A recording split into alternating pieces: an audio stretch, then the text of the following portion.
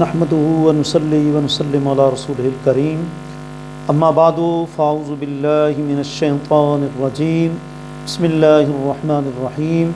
ناظرین، ناظرات، سامعین، سامعات، آج کا ہمارا موضوع ہے صلاۃ و سلام کھڑے ہو کر پڑھنا مستحب ہے۔ جمعے والے دن پڑھیں، کسی محفل میں پڑھیں، کھڑے ہو کر صلاۃ و سلام پڑھنا مستحب ہے۔ بیٹھ کر نماز میں پڑھا جائے گا اور عام نماز سے بغیر کھڑے ہو کر پڑھنا مستحب ہے۔ یہ کیا ہے؟ اس میں آقا رحمت صلی اللہ علیہ وآلہ وسلم کی تعظیم ہے۔ دیکھیں، آپ نے کبھی غور کیا آب زمزم شریف کھڑے ہو کر پیتے ہیں، وضو کا بچا ہوا پانی کھڑے ہو کر پیتے ہیں، اور بعض لوگ تو اپنے شیخ طریقت کا متبرک پانی بھی کھڑے ہو کر پیتے ہیں۔ یہ کیوں؟ آب زمزم کھڑے ہو کر اس لیے پیتے ہیں نا کہ وہ پانی قابل تعظیم ہے، اس جیسا عام پانی دنیا میں نہیں ہے۔ تو آقا علیہ الصلوۃ والسلام کی جب ذات اقدس کی باری آتی ہے تو یہ بھی تعظیم ہے کہ ہم کھڑے ہو کر جو ہے وہ صلاۃ والسلام پڑھے۔ کچھ لوگ کہتے ہیں جی کہ یہ غلط ہے، یہ بدعت ہے، ایسے ہے، ایسے ہے۔ بھائی بدعت ہے، مدارس بنانا بھی بدعت ہے، اسناد تقسیم کرنا بھی بدعت ہے، مسجدوں کے شیشے لگانا بھی بدعت ہے، اور یہ ساری چیزیں جو ہیں یہ ساری بدعت ہی ہیں، لیکن بدعت حسنہ ہے، اور بدعت حسنہ پر قرآن نے ثواب کا اعلان ذکر کیا ہے۔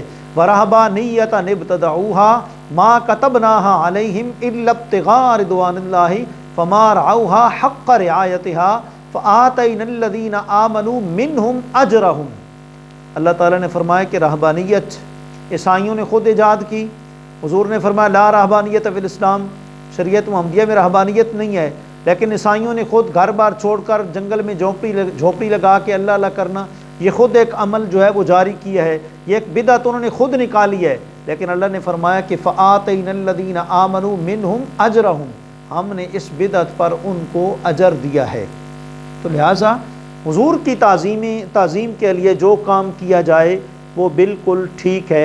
امام مالک رحمۃ اللہ تعالیٰ علیہ کے متعلق کتاب الشفاء بتعریف حقوق المصطفیٰ، قاضی ایاز مالکی رحمۃ اللہ تعالیٰ علیہ لکھتے ہیں کہ امام مالک علیہ رحمۃ کے گھر ایک کنیز تھی، ایک لونڈی تھی۔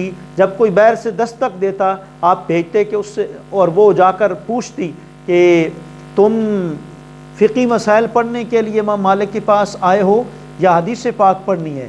اگر فقی مسائل کے لیے وہ بتاتا تو امام صاحب کو بتاتی اور آپ اسی ٹائم ہی جا کر مسئلہ بتا دیتے، لیکن اگر وہ کہتا جی کہ میں حدیث رسول پڑھنے کے لیے آیا ہوں تو پھر آپ غسل فرماتے، آپ خوشبو لگاتے اور اعلیٰ قسم کے جو ہے وہ کپڑے پہنتے، اور پھر باہر جا کر ایک اونچی جگہ بنی ہوئی تھی مسند، اس کے اوپر آپ تشریف فرما ہوتے، اور عود کی خوشبودار لکڑی آپ کے سامنے جو ہے وہ جلائی جاتی اور وہ دھکتی رہتی، سرکتی رہتی، اور آپ باوضو ہو کر جو ہے آپ اس مسند پر بیٹھتے اور حدیث رسول پڑھاتے۔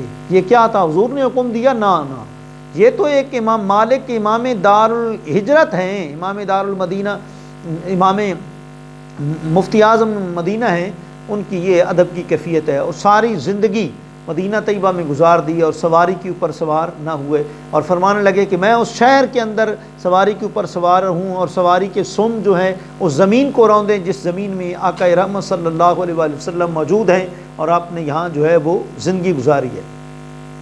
جی ابو عبد الرحمن سلمہ سے پوچھیں، جب سے یہ سنا ہے کہ آقا علیہ الصلوۃ والسلام باوضو ہو کر آپ نے کمان کو پکڑا، کبھی بغیر وضو کے کمان کو آپ نے ہاتھ ہی نہیں لگایا۔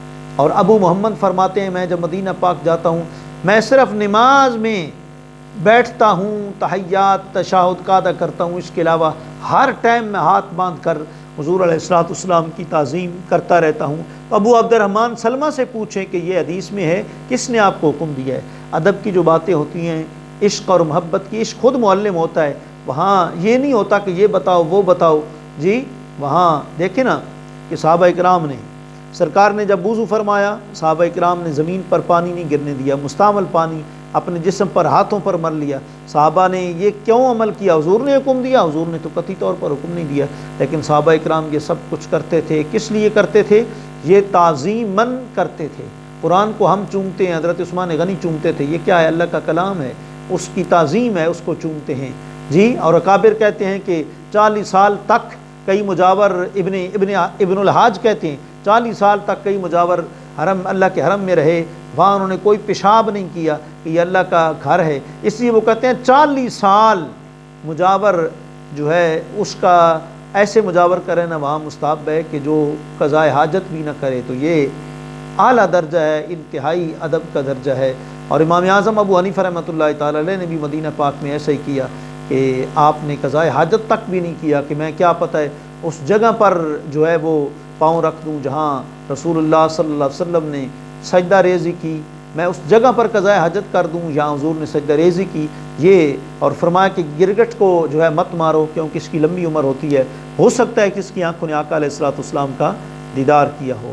تو لہٰذا جب قیام کی ممانعت نہیں ہے کہیں بھی، اگر ممانعت ہے تو بتائیں کہ اللہ نے منع کیا ہے کہ حضور کی تعظیم کے لیے نہیں کھڑا ہونا، جی حضور تو خاتون جنت کی تعظیم کے لیے کھڑے ہو جاتے تھے، جی اور خاتون جنت حضور کی تعظیم کے لیے کھڑے ہو جاتے تھے، حضور نے حکم دیا تھا خاتون جنت کو کہ تم کھڑے ہو جاؤ، یہ محض ایک تعظیم ہے، اور حضور کی تعظیم ہر طرح جائز ہے۔